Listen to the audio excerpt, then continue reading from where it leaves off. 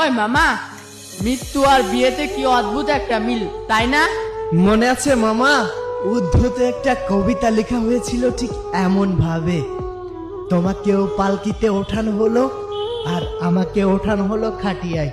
ফুল তোমার শরীরেও ছিল, ফুল আমার উপরেও ছিল।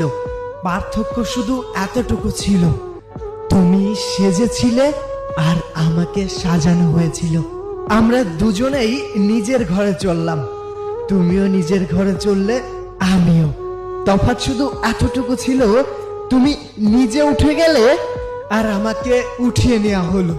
দোয়া সেখানেও করা হচ্ছিল, দোয়া এখানেও করা হচ্ছিল। পার্থক্য শুধু সেখানে সবাই হাসছিল আর এখানে সবাই চোখের পানি ঝরছিল।